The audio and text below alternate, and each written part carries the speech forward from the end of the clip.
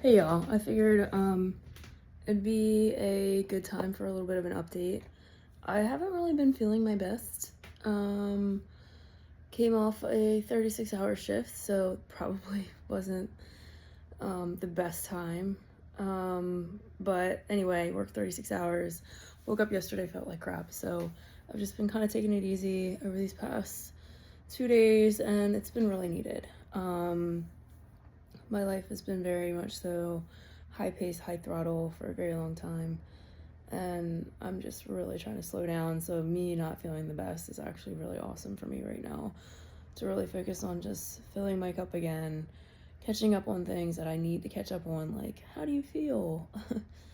um, so, I was going to read a part from this book that I found at Barnes and Noble. I thought was really cool. It's called Notes from Your Therapist, and I thought it was actually pretty awesome. Just some of the reflections that they have in here is really good. Some parts are shorter than others. Some are just little snippets like post-it notes, and then other parts are actual passages. So I wanted to read from this passage, and I have to put my glasses on because I'm so blind. And I hate the reflection, but here we are. So, how to know how you feel. I feel like this is something that a lot of people need to hear. Having a relationship with your own feelings might be the most important relationship you have. When you were a little kid, you didn't wonder how you felt. You just knew. You were in harmony with how you felt because your feelings were in your body, just like every other child with a nervous system sending signals and feelings to you. Feelings gave you feedback on how you were doing or what you needed in life, essential information about your physical and emotional states of being, until you started to interact with the world. Sometimes as you grow up, you learn that some of your feelings, or a lot of your feelings, maybe even all of your feelings, aren't acceptable to others, or in certain environments. Maybe your feelings aren't welcome to people you love. And so, because humans have a deep and psychological need to belong, we start to shape ourselves around these outside requirements. We start to avoid feelings that make other people feel uncomfortable.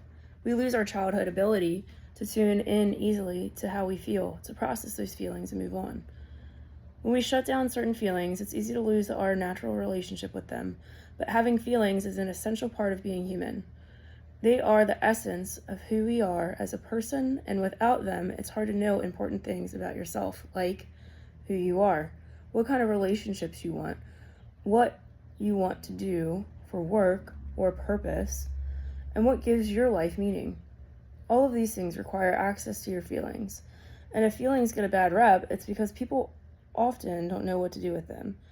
If you grew up watching people hurry to escape or distract themselves from the discomfort or of painful emotions, you may not even know that it's okay to just sit in tune and tune into them for a minute. Very often, there is nothing to do except to stop long enough to simply register what you're feeling. Children need adults to talk about their feelings like that's an ordinary thing to do. Children need adults to talk about their feelings like that's an ordinary thing to do, and to also show us how to handle their own emotions.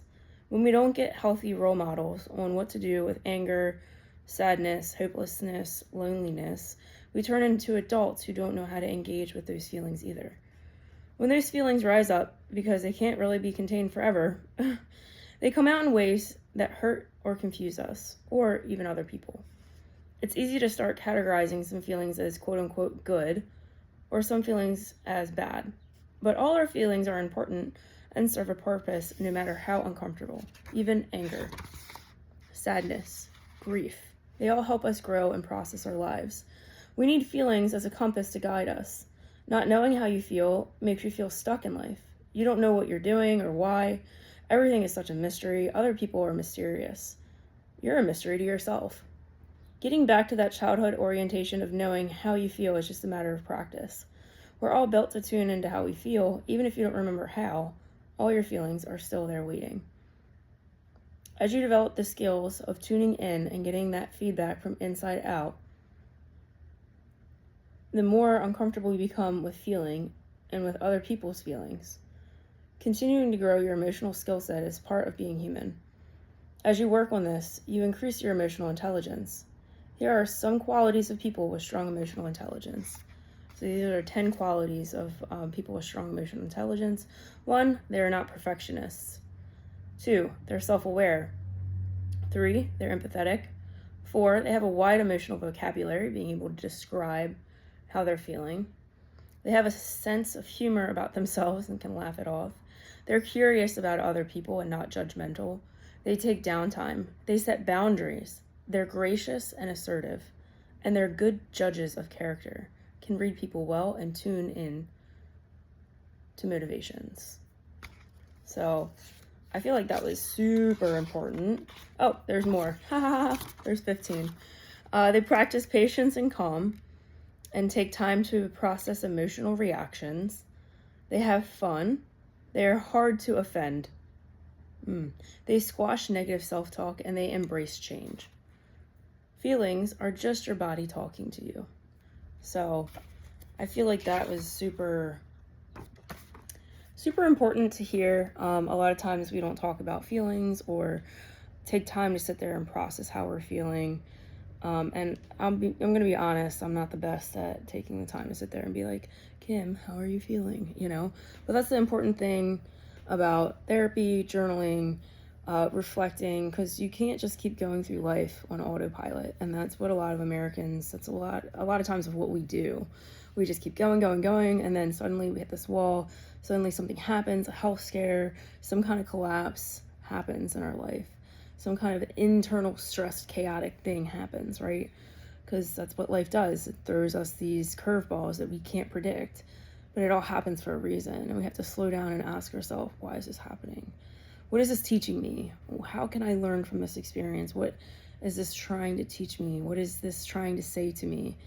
And a lot of times it's just slow down, slow down, pay attention, take time to ask yourself these important questions, and you're never going to regret it, So I hope you guys have a wonderful weekend, and I'll talk to y'all later.